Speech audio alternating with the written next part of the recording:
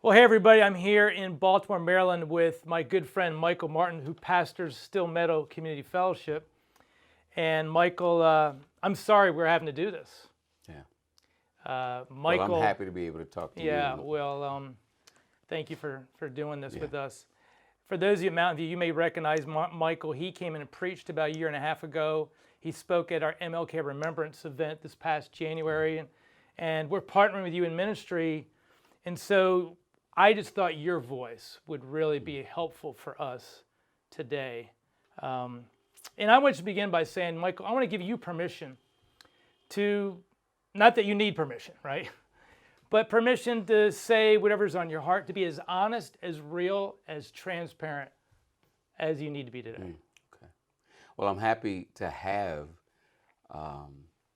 Mountain View here in Baltimore and at Stillmeadow Community Fellowship. And we have purposely become more and more family. And so thanks for the freedom. And I actually, from our times that we've already had together, guys, I really feel comfortable being being family, being intimate, being honest. So I look forward to it. Let's begin. When you first heard maybe the news of Ahmaud Arbery, and then this past week heard about the tragic death of George Floyd, and maybe when you saw the first time the video of the officer with his knee on George's neck for minute after minute after minute after minute after minute after minute after minute, what did you think? What happened inside you? Yeah. Well, what happened inside me initially wasn't it wasn't an exclusive to African Americans happening, right? Okay. It was extraordinarily human. A human was begging for their life. He was begging for his life, right? And so that was my initial reaction, and the fact that there were people there, that struck me. The fact that there were other officers there, that really struck me and bothered me. The fact that it was broad daylight, it was clear that there were witnesses. It was clear that there was filming. Even the gesture of having his hand in his pocket, as little as that was, there was just this. So I'm not going to say I was initially angry as much as just shocked at the lack of humanity toward another human being. And, because, the ability to be mean or anything like that, all of us know how to be mean, and we also know how something clicks and we let up, either emotionally or physically. Right. We all know what it's like to get angry or pay somebody, whatever it is. And we have a shut-off valve. And to realize that this dude didn't have one. Yeah. And that nobody around him had enough of one, as sworn officers of the law and protector of the people, to intervene. That's what just made my skin itch with sorrow and ultimately disgust. Michael, we are predominantly white church, as you know. We're getting more diverse all the time. For those who are watching, white men, white women, what would you like to say to them, to us? Well, if I could cull it down a little and narrow the group, I wouldn't just say white people or white Americans. My first tone of hope, my first tone of challenge is to my brothers and sisters in Christ. Dude, that's my crowd, Okay. right? That's your crowd. That's who we are. And so an example is I've had people call me, and gloriously wonderful people. I've had people reach out to me who are Anglo, who are white and Christians, and some of them pastors like us. and tell me how sorry they are for me and for my people, and they don't know how I feel, and and they wish they, all of that. I get that, and I get the language they choose. And I'm just stuck with saying something that almost has to be explained when they say. I don't say it to them. I haven't said it to them yet because I don't know how to say it well. But here's what I'm thinking. As far as I understand, this dude was a Christian, George Floyd. George Floyd, Right? And so it wasn't one of us that died. It was one of us that died. Right? And so that's really the first thing that strikes me is our body was wounded. Somebody in our body was murdered, and it appears that he was murdered in a cavalier way, in a cruel way, in an evil way.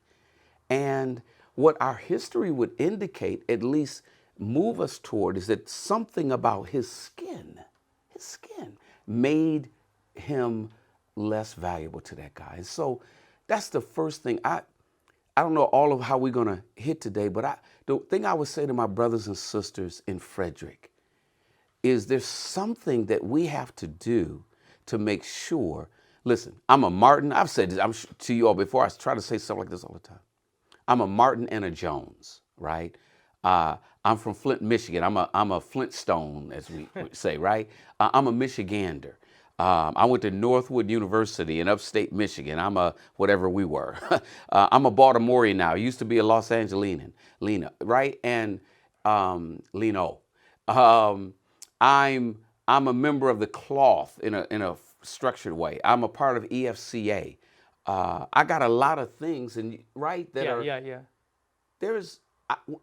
When I became aware of what I had done at 6 years old to accept Christ in my life. Some point later, I really was conscious of where that being a Martin, being a Jones, being other things had been supplanted by being a child of the Most High King. That's our number one thing. And so we ain't joking around when we say we're brothers. We are. And so all that other stuff that interrupts our ability to be peacemakers, all that other stuff that really speaks to our responsibility to be peacemakers, to be reconcilers to Christ and to one another.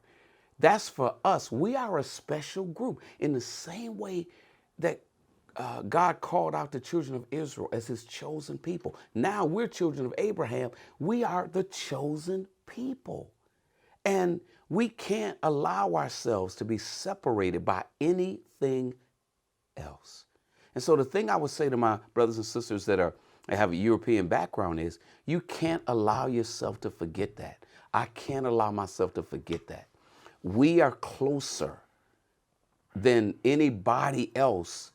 And because ours is not ethnicity, it's not region, it's not tribe. He said from every tribe, every corner, he was bringing together what? His people, his chosen people.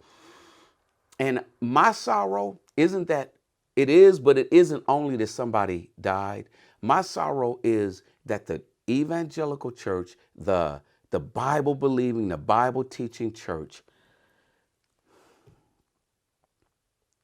is not assertive and is not aggressive about being peacemakers. Okay. What might you say to the African American man or woman who's watching? Man, this is interesting because, I structure talks around, right?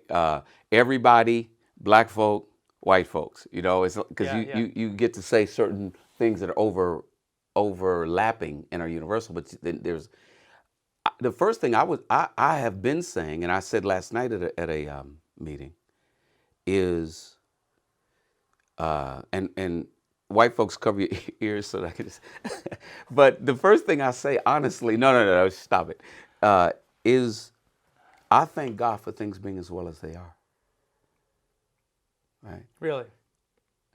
I can't get to today and have a vision for tomorrow without respecting what God has already done. I have grandparents. They're going to be with the Lord, but I have grandparents. I have aunts and uncles in their 80s and 90s and all that stuff. I have stories and accounts, and I'm old enough now that I have stories of my own. I remember being in college. I remember being up north in Midland, Michigan. I remember it being a thing that as African American I was there. I remember being even in jobs where there still was the first African American director of fill in the blank, where there was the first vice president of XYZ. That's my adulthood. And I remember my parents, my grandparents particularly, talking about coming up from the South, coming up from Georgia, coming up from Tennessee, and coming to, I was going to say United States, but the United States of Michigan, right, to get better jobs and to escape the oppression of the Deep South, right? I remember them talking about people being moved up. I think on one side of my family, the first person to come to Michigan came there because his life was at risk. Because he said the wrong thing in the wrong way to the wrong white man, and all he did was just kind of, dignify himself as a man. So I remember those kinds of things. That isn't what we're doing now. That isn't what we're doing. And so you can hold, we talk about, what's the word, guy, multitasking. Okay. You can emotionally multitask. I can look back and be grateful to God for what he's already done and be pushing my country to live up to its creeds and its precepts. I can do both of those things. So then you're thankful for so much. So much. And yet, just these past few weeks, it feels like we've taken another step back. Some prominent African-American actor said it this way. He said, "It's not worse. We're just filming it." Okay. Right? I mean, if it wasn't for people on the sidewalks filming it, would we know what happened? Right. Yeah. And so I think that's something to explore. And I think there's some other things to explore. But can it get better? What can, in the let me next ask, 20 years, can it get better?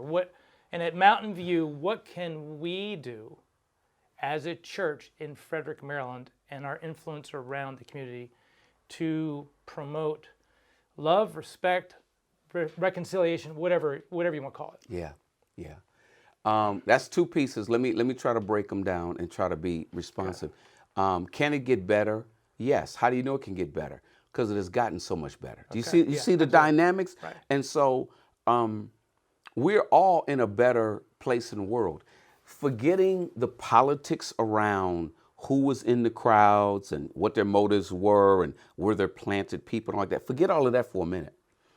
The mainstream of the narrative is that it was peaceful for the vast majority of the people in the time.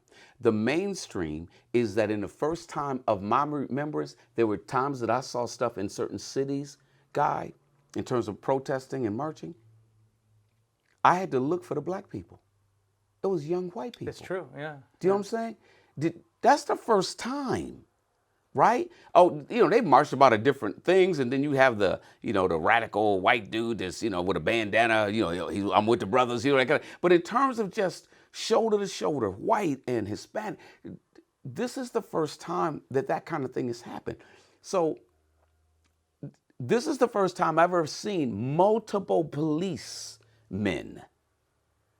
You saw the shots, right? Raising the arms with the marchers, kneeling with the marchers, talking to the marchers, even comforting them. Those are not scenes. We've seen those in very limited, very isolated, but you just saw that. We are making, this will sound weird, we're making a change. We're turning some corners that we won't come back from. Of course, 20 years ago, we marched, right, for the most part. Now, 30 years ago, 40 years ago, 50 years ago, and there was marginal. But today, we march. Yeah. Right? That's a great point. We march. And we say enough is enough, right? We say that we need it. So, yes, there will be progress.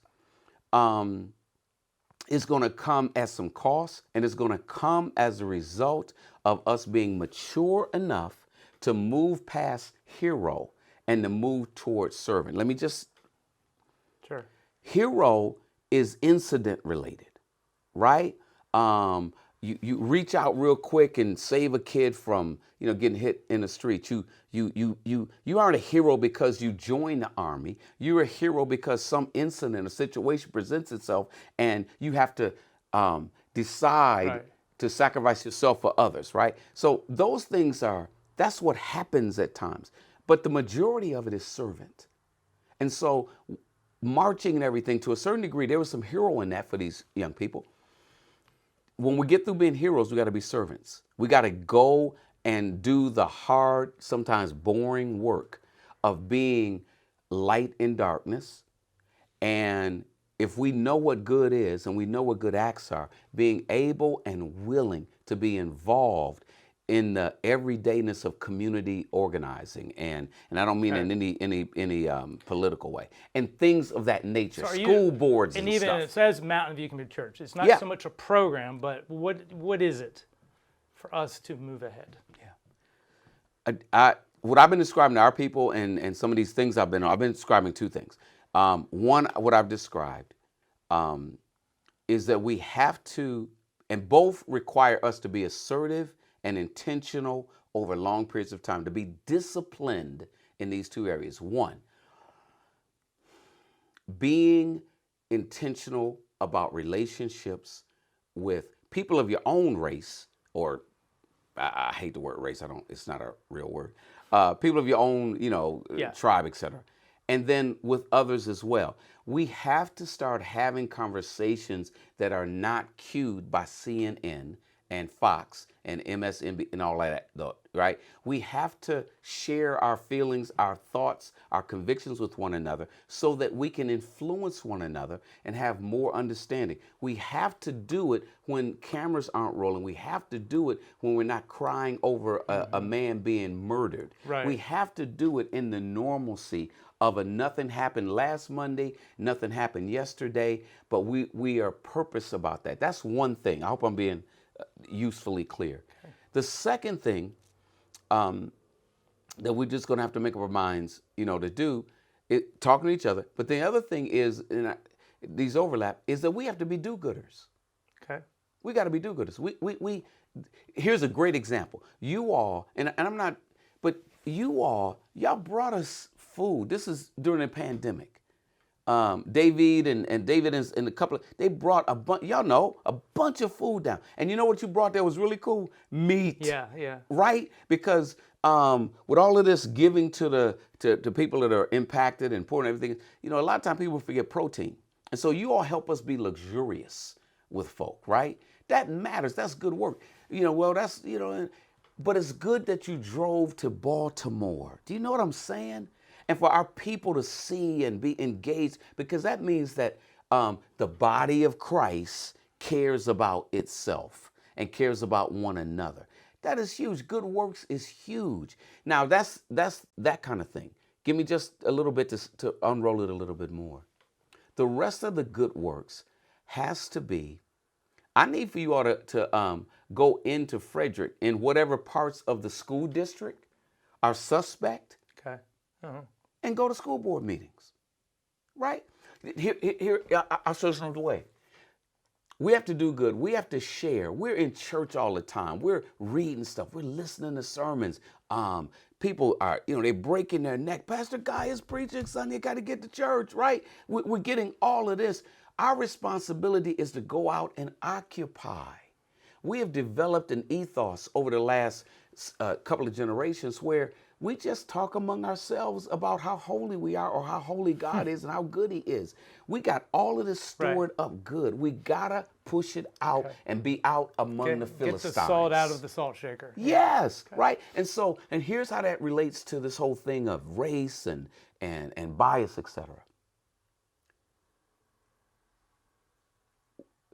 We're engaging with government. In some cases, it is having a hard time listening. With structure, with the government, the structure, et cetera. And it's having a hard time listening. So who's listening?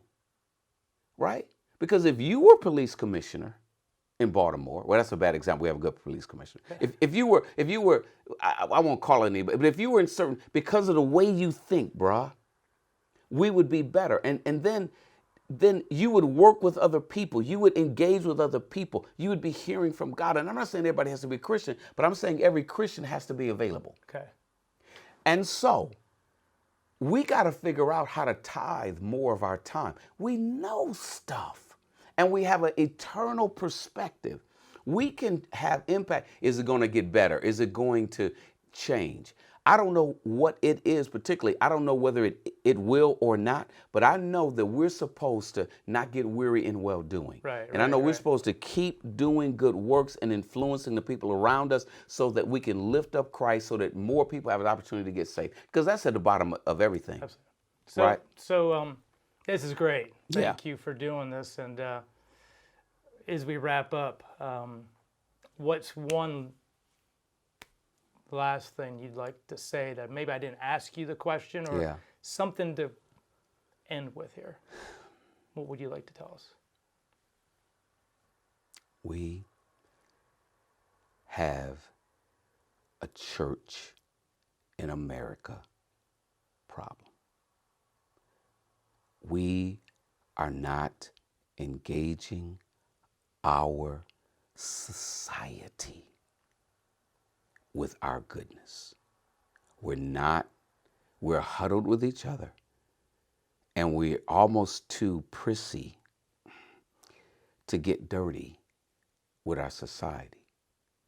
So instead of making our school board, I don't know why I'm on school board, making it better, we open Christian schools, right? We move, instead of making our communities better, we move to good communities, right? And I'm not telling you that, I'm just saying we're the ones who know stuff. And we need to be salt, and we need to be light, and we need to count the cost for being that. I think that would be the main thing. We have gifts. I don't want to have the Savior be suspect of me when I see him. And you don't either, and you don't either. Yeah. Right? You got too much. We're Americans. We in 2020. We got a lot to offer the kingdom. And we do not want our uncle, cousin saying to us what Esther said to her.